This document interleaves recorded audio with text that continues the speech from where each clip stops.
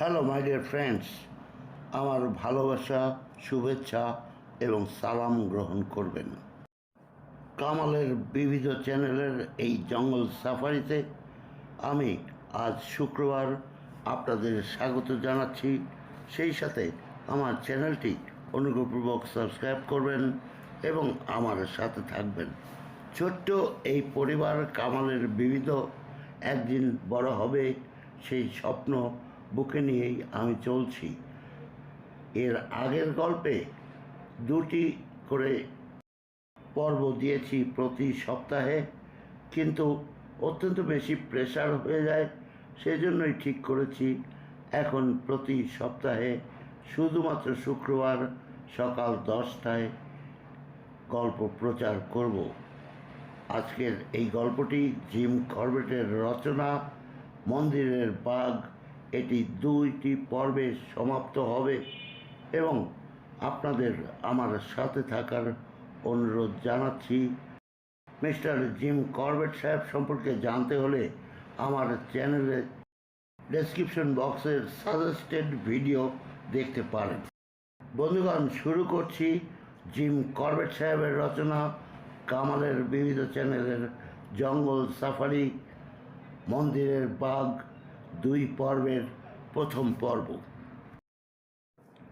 নৈনিতাল। এই নৈনিতালে আমি থাকতাম। নৈনিতাল হলো কুমায়ুনের প্রশাসনিক সদর দপ্তর। এখান থেকে পূর্ব সীমান্তের মহকুমা শহর লোহারঘাট পর্যন্ত একটা রাস্তা গেছে। এই রাস্তার একটা শাখা রাস্তা দাবিধুরা এবং আলমোড়াকে সংযুক্ত করেছে। দাবিধুরার 3 কামরার ছোট্ট রেস্ট হাউসটি দেবগিরির চূড়ায় নির্মিত। এখানকার নৈসর্গ শোভা মানুষকে সহজেই প্রকৃতি প্রেমী করে তোলে। এবার এখানেই আমি ক্যাম্প করেছি। আলমোড়ার একজন রোড ওভারসিয়ার আমাকে জানিয়েছিলেন যে একটা চিতা দাবিধুরায় একজন লোককে মেরেছে। সেই চিতাটির সন্ধানেই আমার এখানে আসা। সময়টা এপ্রিলের এক উত্তপ্ত বিকেল। রেস্ট হাউসের বারান্দায় বসে আমি নিসর্গ শোভা উপভোগ করছি। সেই সাথে চলছে চা পান, পটের পর পট। এমন সময় দাবিধুরার এক বৃদ্ধ পুরোহিত আমার সাথে দেখা করতে এলেন। দাবিধুরায় বৃহৎ একটা শিলাখণ্ডের মধ্যে একটা প্রসিদ্ধ মন্দির আছে। এই যে বৃদ্ধ লোকটি এসেছেন, তিনি সেই মন্দিরেরই পুরোহিত। আমি 2 বছর আগে চম্পাবতের মানুষ খেকোকে যখন শিকার করতে এসেছিলাম, সেই সময় এই মানুষটির সাথে আমার বন্ধুত্ব হয়েছিল।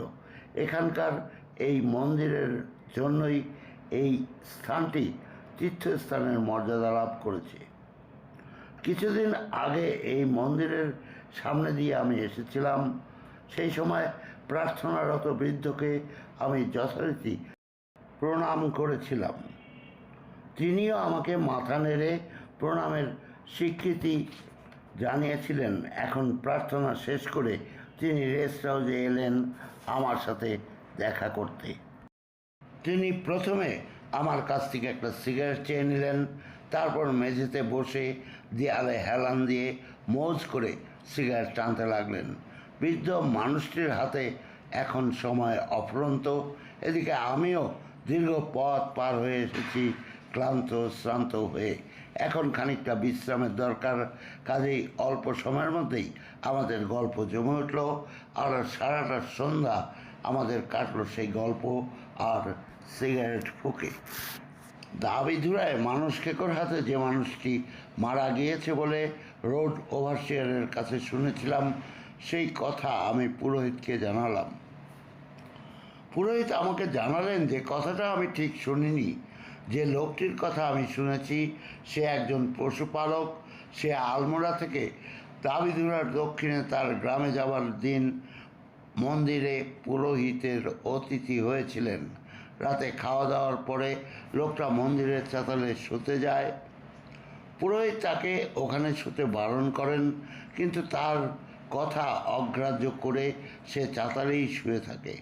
মাঝরাতে যখন মন্দির চত্বর নিস্তব্ধ আর পাহাড়ের ছায়ায় ঢাকা পড়েছে মন্দির। সে সময় ওই মানুষ খেকোটি এসে হাজির হয়। গুলি মেরে এগিয়ে এসে জানোয়ারটা লোকটার পায়ের গোড়ালি কামড়ে ধরে আর তাকে চাতাল থেকে টেনে নিয়ে যাওয়ার চেষ্টা করে। লোকটা আর্তনাদ করে জেগে ওঠে। তারপর কাছের অগ্নিকুণ্ড থেকে একটা জ্বলন্ত কাঠ টেনে নিয়ে চিতাটাকে মারতে শুরু করে। লোকটার চিৎকারে পুরোহিত এবং আশেপাশের লোকজন বেরিয়ে এসে তারা সকলে মিলে চিতাটাকে তাড়িয়ে দিতে সমর্থ হয়। ভাগ্যক্রমে লোকটির ক্ষত অতটা গুরুতর হয়নি। মন্দিরের সংলগ্ন এক দোকানি বেনের সামান্য চিকিৎসাতেই সে সুস্থ হয়ে ওঠে। পরে সে পায়ে হেঁটে তার গ্রামের দিকে চলে যায়। সহৃদয় এই বৃদ্ধ পুরোহিতের কাছ থেকে পাওয়া এই সংবাদটি আমার জন্য অত্যন্ত গুরুত্বপূর্ণ, কেননা এর ফলে মানুষ খেকোকে খুঁজে বের করার অনিশ্চিত কাজটা আমাকে আর করতে হবে না। জানোয়ারটা যে এদিকেই আনাগোনা করছে এবং মন্দির চত্বর থেকেই যে সে শিকার ধরার চেষ্টা করছে, গত কয়েকদিন আগে সে বিষয়ে আমি নিশ্চিত হতে পারলাম। কাজেই দাবিধুরা ছেড়ে চলে যাওয়ার সিদ্ধান্ত নিলাম। এখানে থাকার বাড়তি একটা সুবিধাও আছে। আশেপাশের গ্রামের লোকজন মন্দিরে এবং পেনের দোকানে প্রতিদিন যাতায়াত করে। তাদের মাধ্যমে আবার আগমন সংবাদ এবং অবস্থানের কথা খুব অল্প সময়ের মধ্যেই চারপাশে ছড়িয়ে পড়েছে। আর আমিও এ অঞ্চলে কোনো মানুষ বা পশু হত্যার খবর সাথে সাথেই পেয়ে যাব। সেদিন সন্ধ্যায় সেই বৃদ্ধ পুরোহিত যখন উঠে দাঁড়ালেন, তখন আমি তাকে জানালাম যে আমার লোকজন অনেকদিন মাংস খেতে পায় না, তাদের জন্য আমার কিছু স্বীকার করা দরকার। কোথায় গেলে আমি তা পেতে পারি?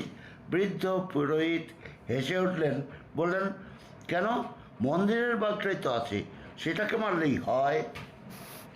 আমি হেসে বললাম, না, ওই বাঘ মারার আমার কোনো উৎসাহ নেই, আমি অন্য শিকার চাই।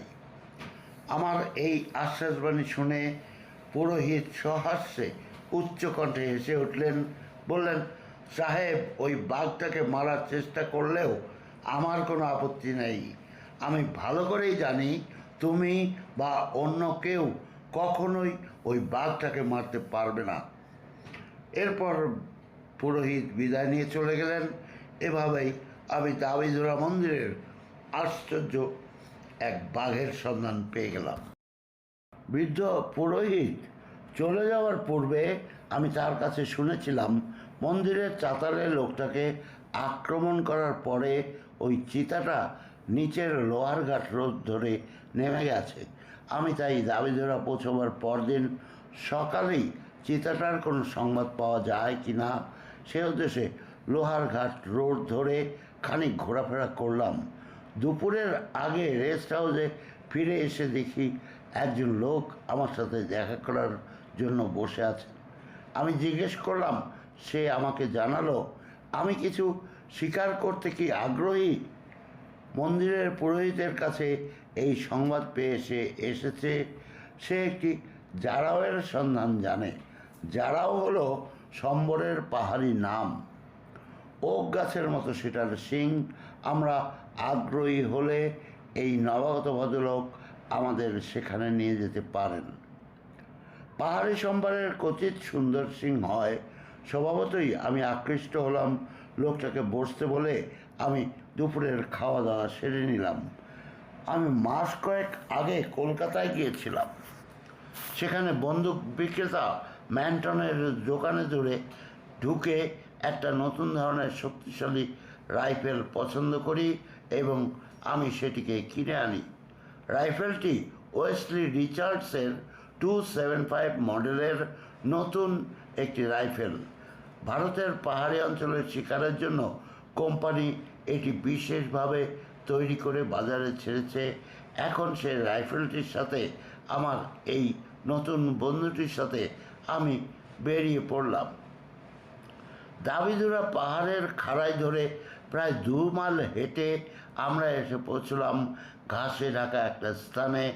উপত্যকার বাঁদিকে ঘন জঙ্গলে ঢাকা একখণ্ড সবুজ খোলা জমি দেখিয়ে আমার পথপ্রদর্শক জানালো এখানে যারাও সকাল সন্ধ্যায় ঘাস খেতে আসে। সে আরও জানালো উপত্যকার দক্ষিণ দিকে একটি রাস্তা আছে। দাবিদুরা থেকে যাওয়া আসার সময় সে ওই রাস্তায় যারাও দেখেছে। আমি রাস্তা ধরে নেমে গিয়ে জারাওয়ের অপেক্ষায় থাকবো বলে স্থির করলাম। আমরা দুজনে যখন কথা বলছিলাম তখন দেখলাম আমার বাঁদিকের আকাশে কয়েকটি শকুন পাক খাচ্ছে। আমার সঙ্গী শকুনগুলোকে দেখলো। সে বলল, সাহেব, ওদিকে পাহাড়ের ভাঁজে একটা ছোট্ট গ্রাম আছে।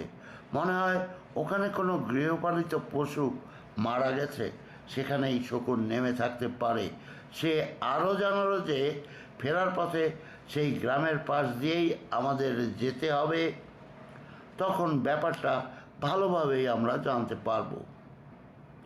তো আমরা সেই গ্রামে একসময় পৌঁছেও গেলাম। গ্রাম বলতে একটা ঘাসে ছাওয়া ঘর, একটা গরু ভেড়া রাখার চালা। এখানে স্ত্রী ছেলে কন্যা নিয়ে থাকেন একজন গ্রামবাসী। তার পরিবারের ভরণ পোষণের জন্য সর্বসাকুল্যে 3 বিঘার মতো ধাপ কাটা জমি। সদ্য ফসল কেটে নেওয়া হয়েছে এই জমি থেকে। দেখলাম কুড়েঘর এবং চালা থেকে 10 ফুট দূরে একটা বৃষ্টির পানির নালা, তার ধারে একটা জানোয়ারের দেহ ঘিরে মাংস খুবলে খাচ্ছে একদল শকুন। কুড়েঘরের কাছে পৌঁছতেই বাড়ির মালিক বেরিয়ে এসে জানতে চাইল আমরা কোথা থেকে এসেছি। আমি তাকে জানালাম আমি নৈনিতাল থেকে এসেছি। এখানে যে মানুষ খেকো চিতাটা রয়েছে সেটিকে মারার জন্য এসেছি। শুনে সে বেজায় দুঃখ পেল। দুঃখ করে জানালো, আপনার আসার খবরটা আমি যদি আগে জানতে পারতাম তবে যে বাঘটা আমার গরু মেরেছে আপনি সেটাকে মারতে পারতেন। ওই যে দেখছেন শকুনগুলো গরুর হাড় নিয়ে টানাটানি করছে, সেখানেই গরুগুলোকে রাতে বেঁধে রেখেছিলাম। তার একটাকে বাঘে মেরেছে। মরিটাকে রেখে যে বাঘটাকে মারব এমন কোনো অস্ত্র আমার নেই, আশেপাশেও কারো বন্দুক নেই। তাই পাশের গ্রামের চামড়া সংগ্রহ করে এমন একটা লোক আছে, তাকে খবর দিয়েছিলাম। সে এসে ঘন্টা 2 আগে গরুটার চামড়া ছুলে নিয়ে গিয়েছে। আমি যারাও মারতে বেরিয়েছি শুনে লোকটা সকাতরে আমাকে জানালো, সাহেব, আপনি বরং বাঘটাকেই মারার চেষ্টা করুন, তাহলে আমার পরিবারটা বেঁচে যায়। মাত্র 3 বিঘা জমি আর কয়েকটা গরু আমার সম্বল। দুধ আর ফসল স্থানীয় বেনের কাছে বিক্রি করে কোনো রকমে আমরা খেয়ে পড়ে বেঁচে আছি। বাঘটা যদি একটা একটা করে আমার গরুগুলোকে খেয়ে শেষ করে ফেলে তাহলে গোটা পরিবার নিয়ে আমাকে অনাহারে দিন কাটাতে হবে। সাহেব, আপনি বরং বাঘটাকেই মারার চেষ্টা করুন। আমরা যখন কথা বলছি সে সময় দেখতে পেলাম মাথায় 1 ঘড়া পানি নিয়ে পাহাড় থেকে উঠে এলেন একজন রমণী। তার আগে পিছে একটি মেয়ে, একটি ছেলে। মহিলার মাথায় পানির একটি বড় জেরিকেন, ছেলেটির মাথায়ও কিছু রয়েছে। আমি মনোযোগ দিয়ে দেখলাম না। আমি লোকটির আগ্রহে আমি আপাতত যারা ওর শিকারের সংকল্প ত্যাগ করে বাঘটিকে মারব বলে স্থির করলাম। শকুনেরা মরিটাকে শেষ করে ফেলেছিল। বাঘের ফিরে এসে খাবার মতো অবশিষ্ট কিছুই ছিল না। অবশ্য তাতে বিঘ্ন কিছু নেই। বাঘ গতরাতে নির্বিঘ্নেই গরুটাকে খেতে পেরেছিল। সে জানে মরি যথাস্থানেই থাকবে আর আশেপাশে লুকিয়ে থেকে শকুনদের কাণ্ড দেখতে পাবে এমন কোনো ঝোপঝাড়ও আশেপাশে নেই। এসব কারণে আমি নিশ্চিত হলাম যে বাঘ সময় মতো তার মরির কাছেই আবারও ফিরে আসবে। আমি আমার পথপ্রদর্শককে গ্রামবাসীর কাছে বসতে বলে গ্রামটা ঘুরে দেখতে বেরিয়ে গেলাম। গরুটাকে খাওয়ার পর বাঘটা কোন দিকে গেছে তা খুঁজে বের করাই ছিল আমার উদ্দেশ্য। বার দুয়েক গ্রামটা চক্কর দিলাম, কিন্তু এখানকার মাটি এত শক্ত যে তার উপর থাবার ছাপ খুঁজে পাওয়া অসম্ভব। হাঁটতে হাঁটতে বৃষ্টির পানির নালাটার কাছে এসে দাঁড়ালাম। এখানে ভেজা মাটিতে আমি যা খুঁজছিলাম তা পেয়ে গেলাম।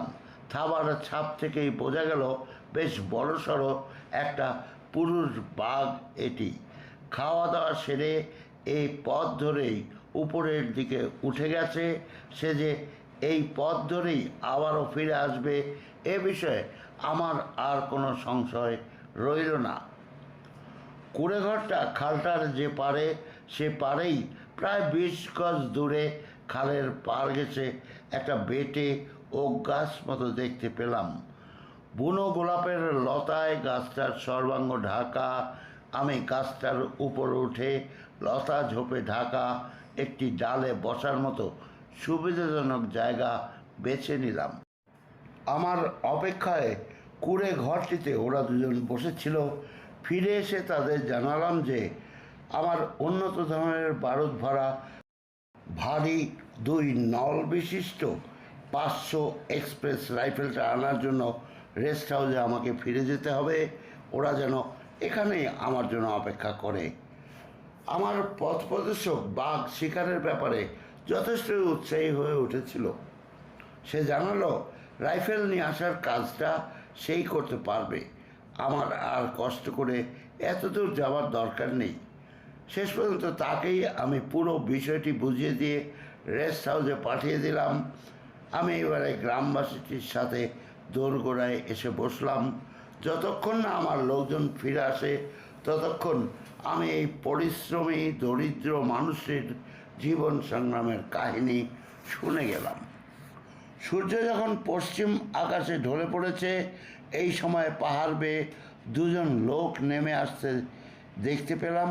তাদের একজন সেই পথপ্রদর্শক, অন্যজন বালা সিং।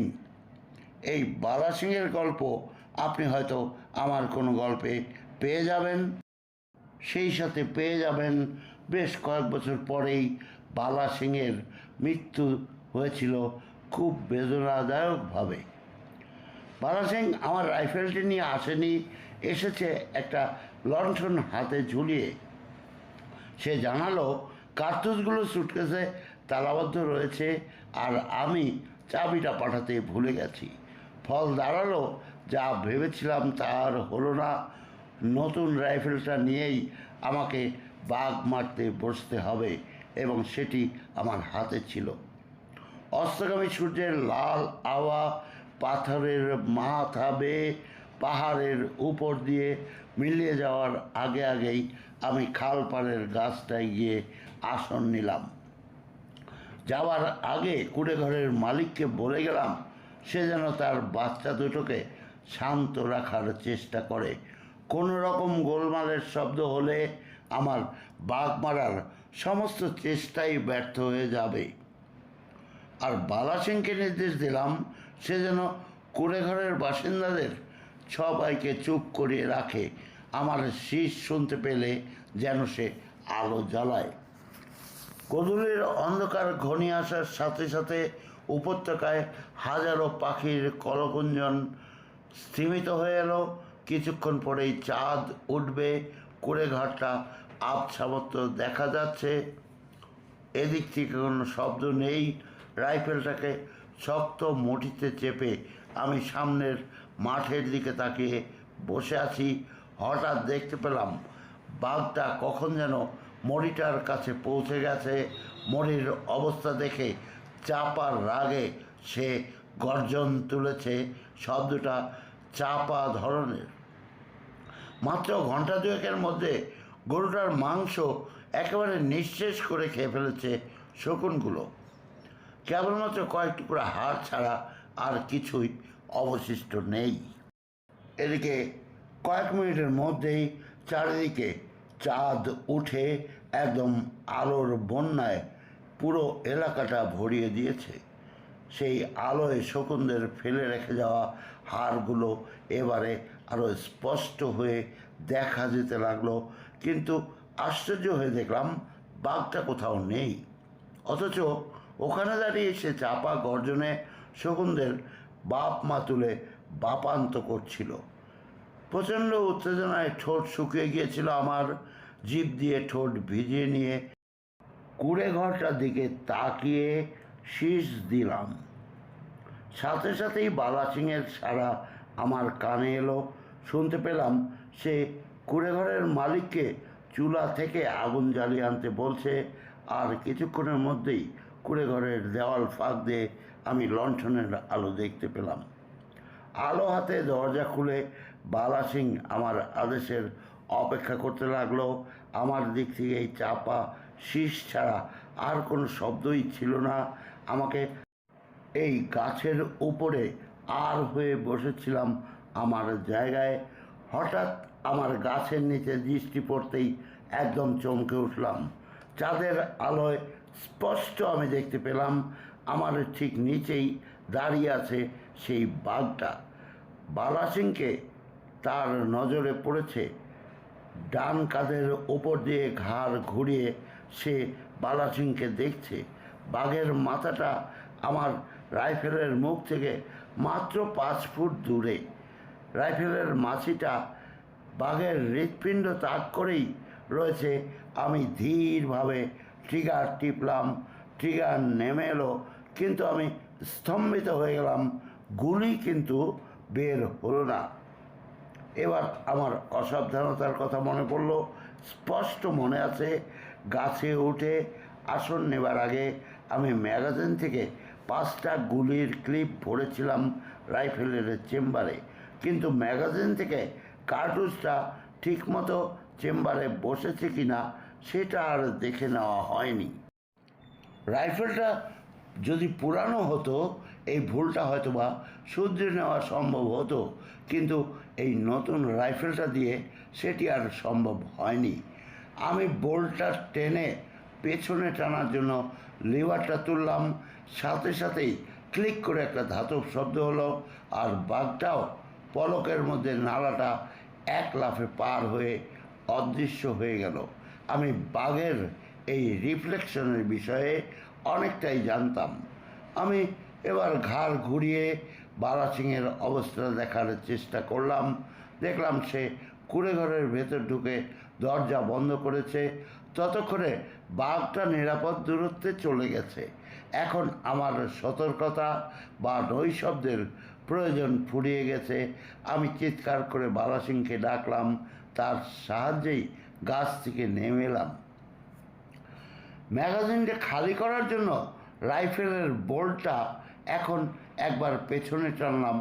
আমি আশ্চর্য হয়ে লক্ষ্য করলাম বোল্টের শেষ দিকে একটা কার্টুজ রয়েছে। ব্যাপারটা আমার মোটেই বোধগম্য হলো না। রাইফেলে গুলি ভরাই ছিল, সেফটি ক্যাজও তোলা ছিল, অথচ ট্রিগার টানা সত্ত্বেও গুলি কেন বের হলো না সেটি আমি মোটেই বুঝতে পারলাম না। পরে অবশ্যই ব্যাপারটা পরিষ্কার হয়েছিল। ম্যানটনের ম্যানেজার রাইফেল দেবার সময়ই আমাকে বলে দিয়েছিলেন এই রাইফেলে ঘোড়াটা 2বার টানতে হয়। এ ধরনের উন্নত ধরনের রাইফেল ব্যবহারের অভিজ্ঞতা আমার ছিল না, তাই চিরাচরিত আমার অভ্যাস মতোই একবারই ট্রিগার টেনেছিলাম এবং হাতের নাগালের মধ্যে পেয়েও বাঘটাকে মারতে ব্যর্থ হয়েছিলাম। মানুষকে ওটার সন্ধানে পরদিন আমি বেশ কিছুটা ঘোরাঘুরি করলাম। রেস্ট হাউসে ফিরে আসার কিছুক্ষণ পরেই একজন লোক এলো। সে উত্তেজিতভাবে আমাকে জানালো যে বাঘটা কিছুক্ষণ আগেই তার একটা গরু মেরেছে। গত সন্ধ্যায় আমি যে উপত্যকায় বাঘটার জন্য বসেছিলাম তারই অন্য ধারে লোকটা গরু চড়াচ্ছিল। সেই সময় বাঘটা এসে তার একটা লাল গরুকে মেরে ফেলে। মাত্র কদিন আগেই গরুটার বাচ্চা হয়েছে। লোকটা বলল, সাহেব, আমার আর একটাও দুধের গরু নেই। দুধের অভাবে এবার ওই বাছুরটাই মারা যাবে। বলা চলে ভাগ্যের জোরে গতকাল সন্ধ্যায় বাঘটা বেঁচে গিয়েছে, কিন্তু ভাগ্য তো তাকে চিরকাল রক্ষা করবে না। এই গরুটাকে মেরে সে ঘোরতর একটা অন্যায় করেছে, কারণ পাহাড়ি অঞ্চলে এমনিতে গরুর সংখ্যা কম, তার ওপরে একজন গরিব মানুষের দুধেল গাই সে হত্যা করেছে।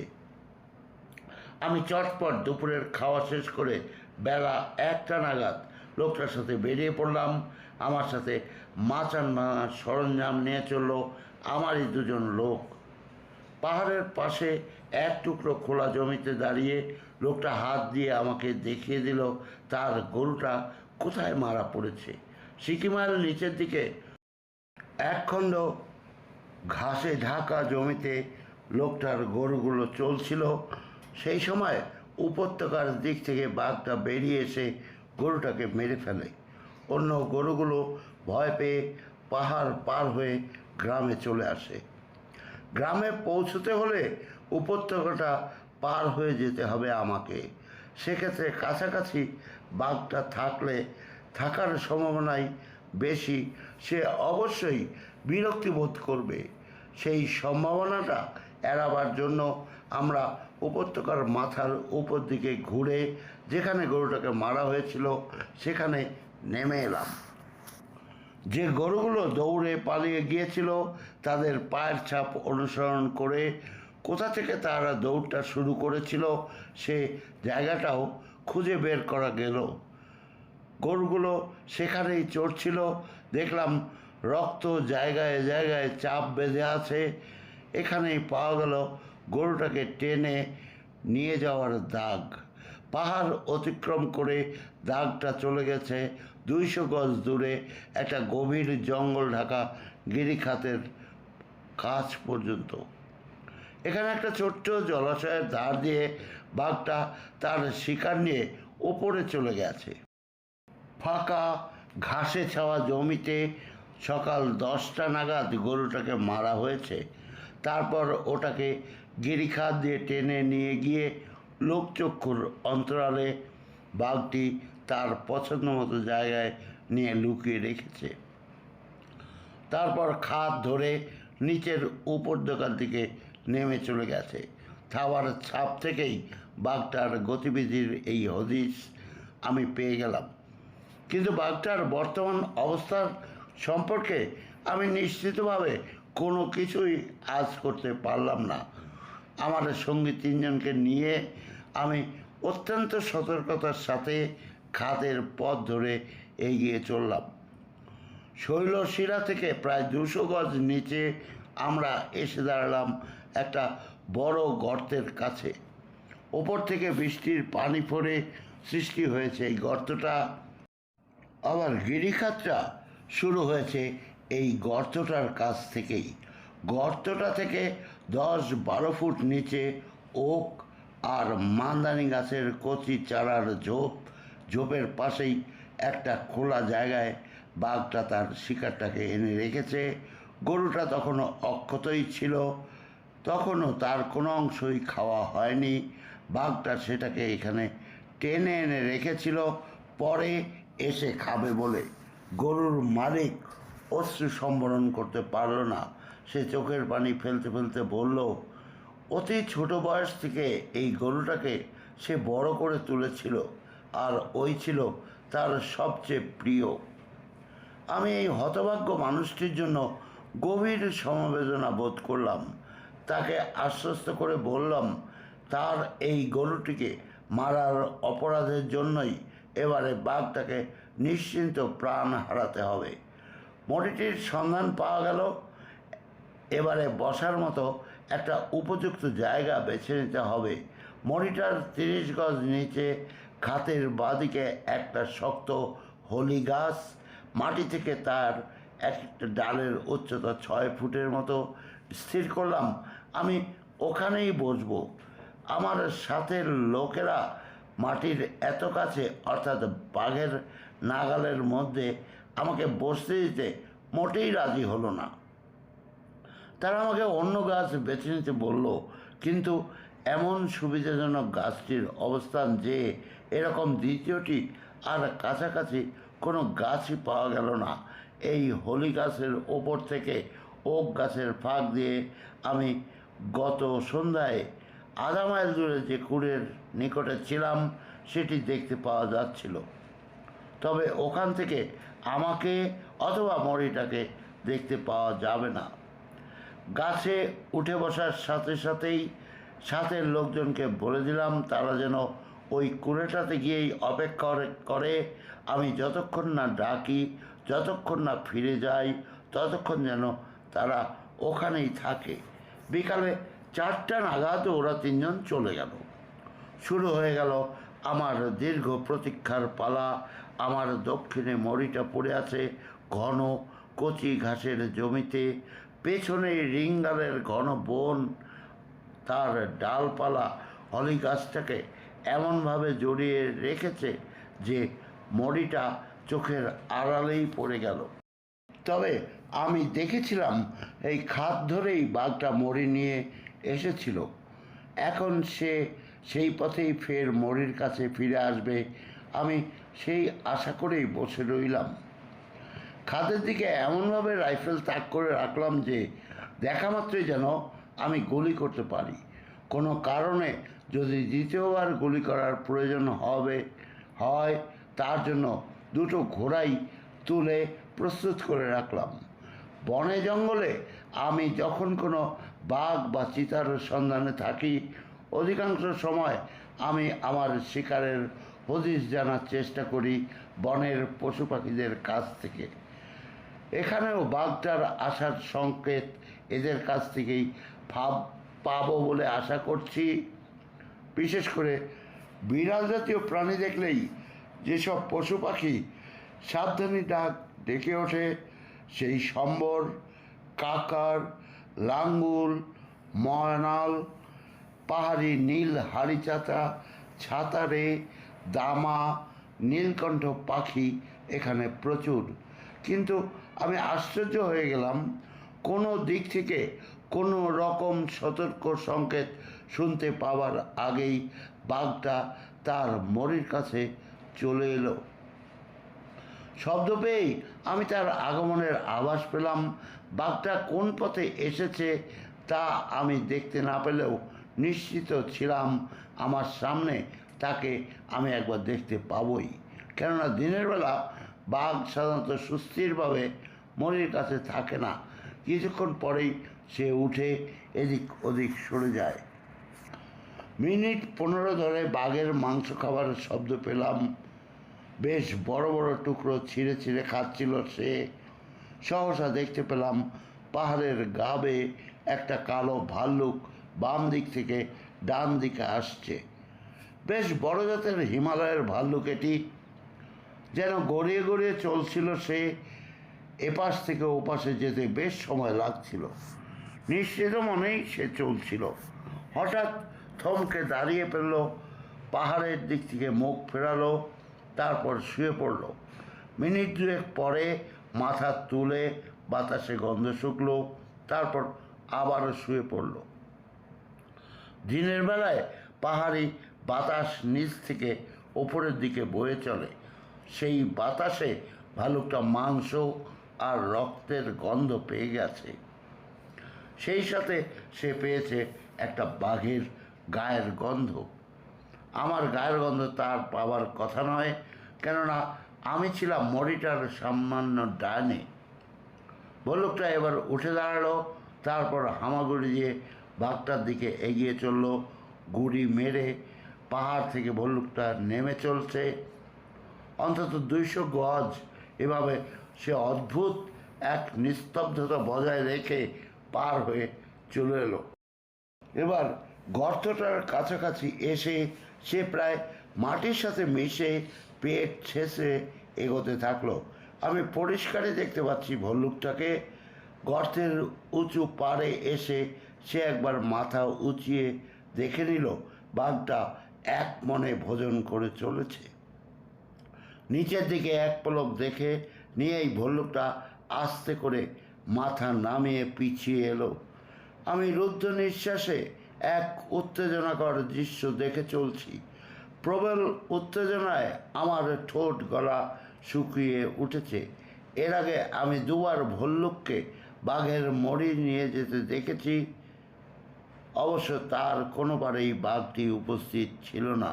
আর 2বার দেখেছিলাম মরির উপর থেকে চিতাকে তাড়িয়ে দিয়ে মরি কেড়ে নিয়ে যেতে, কিন্তু এবারে বিরাটকায় এক পুরুষ বাঘ তার নিজের মরির উপর বসে আছে। চিতার মতো প্রাণী সে নয় যে সহজে ভয় দেখিয়ে তাড়িয়ে দেওয়া যাবে। আমার ধারণা ছিল ভল্লুকটা জঙ্গলের এই রাজার সাথে তেমন বোকামি করবে না, কিন্তু আমি আশ্চর্য হয়ে দেখলাম ভল্লুকটা এবারে তাই করে বসল।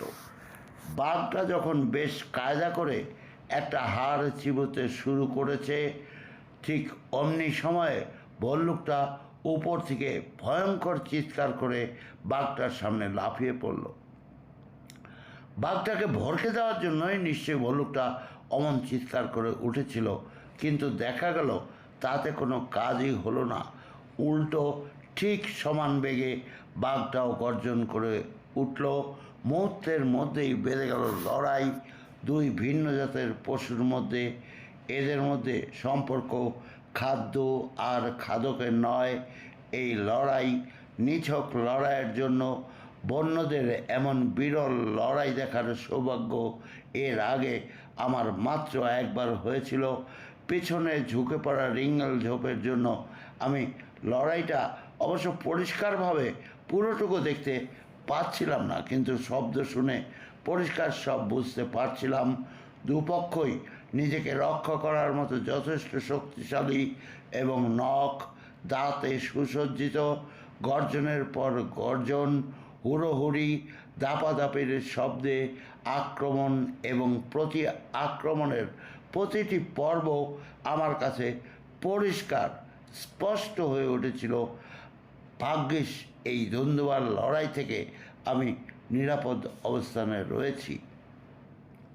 প্রায় 3 মিনিট ধরে এই লড়াইটা চলল। তারপর একসময় দেখলাম বাঘটা লাফিয়ে ছিটকে পড়ল সামনে। এবার আমি তাকে স্পষ্ট দেখতে পাচ্ছি। গুলি করার জন্য রাইফেলটা তাক করলাম, কিন্তু গুলি ছোড়ার আগেই গ্যাক গ্যাক শব্দে ভল্লুকটা ছুটে তেড়ে এলো পেছন থেকে। মুহূর্তের মধ্যেই বাঘটা 20 ফুট লম্বা খাতটা পার হয়ে আমার পায়ের নিচে এসে পড়ল। বাঘটা যখন শূন্যে, তখনই আমার রাইফেলের নল থেকে তপ্ত সীসার বুলেট ছুটে গিয়ে বাঘটাকে আঘাত করলো।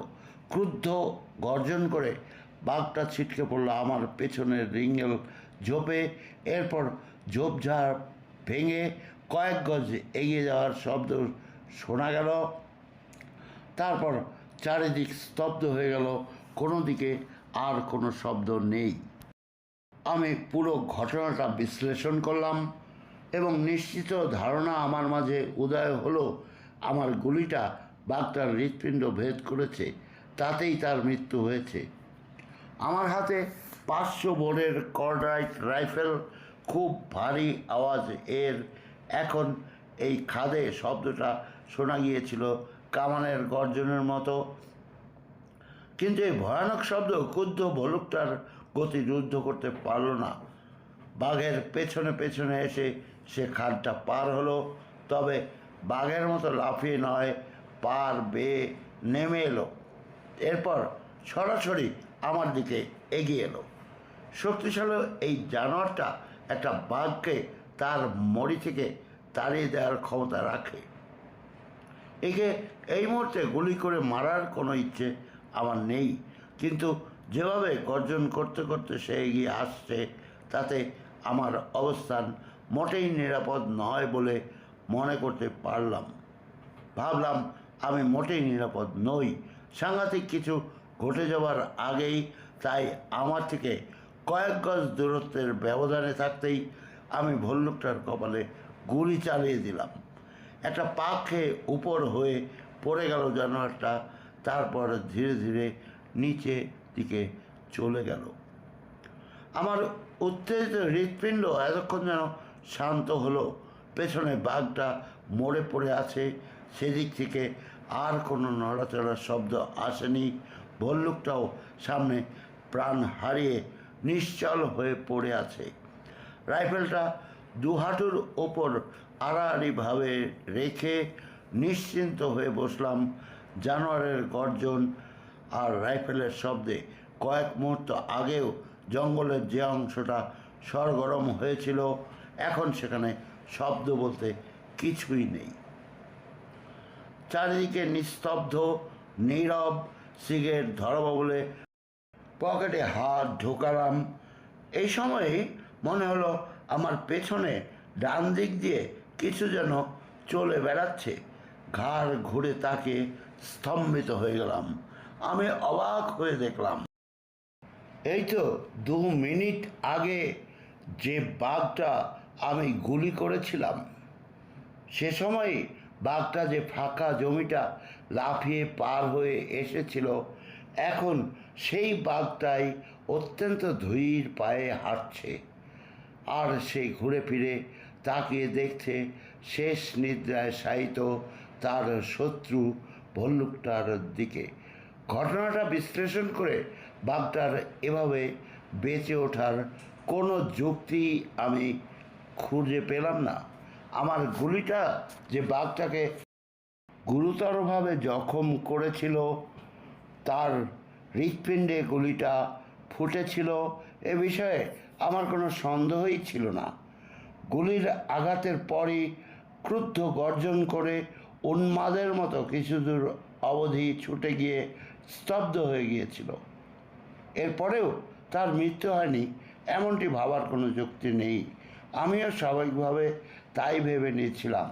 আমার দ্বিতীয় গুলির আঘাতে ভাল্লুকটা সাথে সাথেই মরে গেছে। এটা দেখে বাঘটার মৃত্যু সম্পর্কে নিশ্চয়তা আমার মধ্যে আরও বেড়েছিল। ফলে রাইফেলে দ্বিতীয়বার গুলি ভরে নেবার আর প্রয়োজন বোধ করিনি। এখন বাঘটা জীবন্ত অথবা আহত অবস্থায় দেখে বিমূঢ় ভাবটা কাটিয়ে উঠতে আমার বেশ কয়েক মুহূর্ত সময় লেগে গেল। এরপর উপযুক্ত ব্যবস্থা নেওয়ার জন্য তৎপর হয়ে উঠলাম, কিন্তু রাইফেলে গুলি ভরে নেবার কাজটা অত্যন্ত সহজ নয়। রাইফেলটা ছিল আন্ডার লেভেল মডেলের। লিভারটা ট্রিগারের গার্ডের সাথে দুটো লক দিয়ে জোড়া, ফলে দাঁড়ানো অবস্থায় না থাকলে চটপট এটাতে গুলি ভরা অত্যন্ত সহজ কাজ নয়। আমি ডালের উপর বসা আর বাকি গুলিগুলো প্যান্টের পকেটে। এই অবস্থায় অনেক কসরত করে একটা গুলি বের করে এনে সেটাই রাইফেলের একটা নলে ভরে নিলাম। ততক্ষণে বাঘটা পাহাড়ের গা বেয়ে 40 গজ দূরে চলে গেছে, যেটা এখন একটা পাথরের চাঙড়ের উপর দিয়ে চলছে। রাইফেলটা তুলে আমি ধীরভাবে গুলি ছুড়লাম। বাঘটা পিছু হটে এসে কাত হয়ে পড়ে গেল। পরমুহূর্তে হাঁচর পাচর করে উঠে একটা ঘুরপাক খেয়ে শৈলশেখরের ওপারে অদৃশ্য হয়ে গেল। বাঘটার যে কোনো ক্ষতি হয়নি আমি বেশ পরিষ্কার বুঝতে পারলাম। আমার বুলেটটা তার মুখের কয়েক ইঞ্চি দূরে পাথরে লেগে ঠিকরে এসে ওর মুখে আঘাত করেছিল। ফলে ভারসাম্য হারিয়ে সে কাত হয়ে পড়ে গিয়েছিল। সে কোনো জখমই হয়নি। আমার সেই পুরোহিতের কথাটা গাছের উপর হতভম্ব হয়ে বসে মনে পড়ে গেল। পুরোহিত আমাকে বলেছিল, সাহেব, ওই বাঘটাকে মারার চেষ্টা করলে আমার কোনো আপত্তি নেই। আমি ভালো করেই জানি তুমি বা অন্য কেউ ওই বাঘটাকে মারতে পারবে না। ওটি মন্দিরের বাঘ। এরপর তিনি সেদিন বিদায় নিয়েছিলেন। আজকের ঘটনায় আমি অবাক হয়ে গেলাম। বন্ধুগণ, শেষ হয়ে গেল প্রথম পর্ব। আগামী পর্ব নিয়ে আগামী শুক্রবার সকাল 10টায় অবশ্যই আমি উপস্থিত হব। কামালের বিবিধের এই জঙ্গল সাফারি চ্যানেলটি সাবস্ক্রাইব করে আমার এই সদস্যদের, সাবস্ক্রাইবারদের যে পরিবারভুক্ত হওয়ার আহ্বান আমি রেখেছি, সেই আহ্বানে সাড়া দিবেন। আপনাদের জন্য অজস্র ধন্যবাদ এবং ভালো থাকুন প্রত্যাশা করছি।